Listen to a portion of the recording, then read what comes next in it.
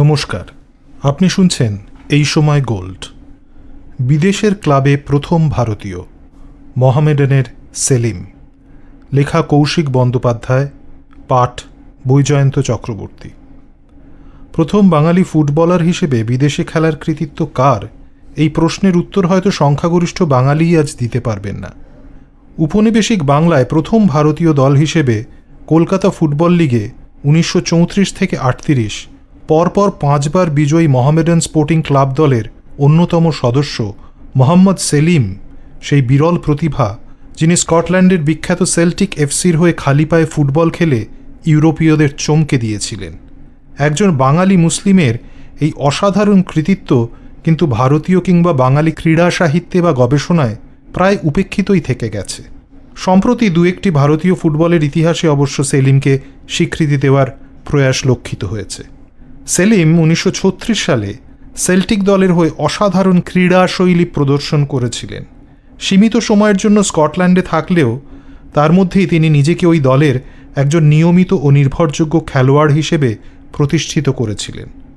যদিও Celtic club কর্তৃপক্ষ তাঁকে পরের বছরও অর্থাৎ 1937-38 খেলার জন্য বিশেষভাবে অনুরোধ করেছিলেন, সেলিম তার প্রিয় মোহামেডান স্পোর্টিং ক্লাবকে পরপর 5 বার লিগ বিজয়ী করার বাসনা নিয়ে কলকাতায় প্রত্যাবর্তন করেন।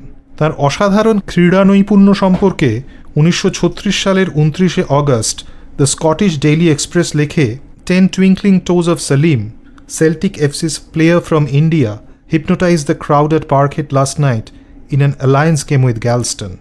He balances the ball on his big toe, lets it run down the scale to his little toe, twirls it, hops on one foot around the defender, then flicks the ball to the centre, who has only to send it into goal. 3 of Celtic's 7 goals last night came from his moves. Was asked to take a penalty, he refused, said he was shy. Salim does not speak English, his brother translates for him. Brother Hashim thinks Salim is wonderful, so did the crowd last night. 1936 সালে লন্ডনে পৌঁছলে Celtic ক্লাবের পরিচালক সেলিমের জন্য একটি ট্রায়ালের ব্যবস্থা করতে সম্মত হন। তবে সেলিম খালি পায়ে খেলবেন বলে স্কটিশ ফুটবল সংস্থার বিশেষ অনুমতি নিতে হয়। প্রায় 1000 ক্লাব সদস্যের সামনে 3 জন অনুমোদিত কোচের তত্ত্বাবধানে সেলিম ফুটবলের যেসব অভূতপূর্ব কৌশল ও শৈলী প্রদর্শন করেন, তাতে সকলেই বুঝতে পারেন যে একজন ব্যতিক্রমী প্রতিভা স্কটল্যান্ডের মাটিতে পা রেখেছেন। দ্বিধা না করে সেল্টিক কর্তারা সেলিমকে ক্লাবের পরবর্তী খেলাতেই অন্তর্ভুক্ত করেন। প্রথম দুটো খেলাতেই হ্যামিল্টন ও গ্যালস্টনের বিরুদ্ধে তিনি দুর্দান্ত ফুটবল প্রদর্শন করেন এবং স্কটিশ জনতার মন জয় করে নেন। ম্যাচ দুটিতে সেল্টিক যথাক্রমে 5-1 এবং 7-1 ব্যবধানে জয়লাভ করে। সেলিমের প্রদর্শনে মুগ্ধ হয়ে the Scottish Daily Express Indian juggler new style এই শিরোনামে একটি বিশেষ প্রতিবেদন প্রকাশ করে। এই সময় জার্মানিতে খেলার জন্য সেলিমকে একটি পেশাদারি চুক্তি পর্যন্ত অফার করা হয়, কিন্তু সেলিমের কাছে এসবের চাইতে 1937 সালে তার প্রিয় দল মোহামেডান স্পোর্টিংকে পরপর 5 বার লিগ জয়ের দায়িত্ব বেশি গুরুত্বপূর্ণ বলে মনে হয়েছিল। স্কটল্যান্ডে কয়েক মাস থাকার পর সেলিম স্বদেশের জন্য কাতর হয়ে পড়েন এবং দেশে ফেরার সিদ্ধান্ত নেন। সেল্টিক ক্লাব তাকে আর একটি বছর তাদের দলের হয়ে খেলার জন্য অনুরোধ করে। সেল্টিক কর্তৃপক্ষ সেলিমের সম্মানার্থে একটি প্রদর্শনী ম্যাচের আয়োজন করে এবং তাকে ওই খেলার বিক্রিত টিকিটের 5% অর্থ প্রদানের প্রতিশ্রুতিও দেন।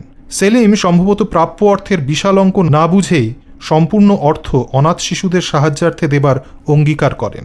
শেষ পর্যন্ত অনুষ্ঠিত খেলাটি হতে সেলিমের প্রাপ্য অংশ, যা ছিল প্রায় 1800 পাউন্ড, অনাথ শিশুদের জন্যই প্রদান করা হয়।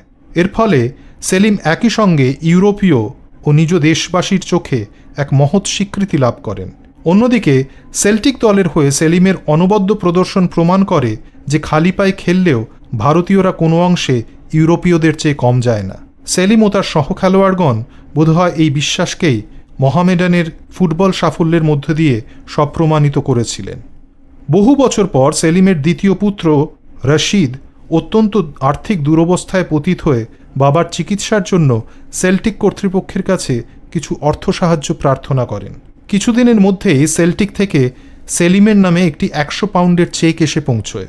রশিদ বুঝতে পারেন যে তখনও সেলিম সেল্টিক ফুটবল ক্লাবের কাছে কী ধরনের সম্মানের আসনে আসেন। উপনিবেশিক ভারতে ইংরেজদের শ্রেষ্ঠত্বকে চ্যালেঞ্জ জানানো ছিল প্রায় অসম্ভব কাজ। সেলিম ও তাঁর দল মোহামেডান স্পোর্টিং এই অসম্ভবকেই সম্ভব করেছিলেন। স্কটল্যান্ডে গিয়ে সেলিমের অসাধারণ ক্রীড়াশৈলী প্রদর্শন প্রমাণ করেছিল যে ভারতীয়রা ফুটবলের মতো পুরুষালী পশ্চিমী খেলাতেও ইংরেজদের সমকক্ষ, এমনকি শ্রেষ্ঠতর হতে পারে। দুর্ভাগ্যের বিষয়, ফুটবল মাঠে সেলিমের কৃতিত্বকে কখনো জাতীয়তাবাদী সাফল্যের আলোকে ব্যাখ্যা করা হয়নি।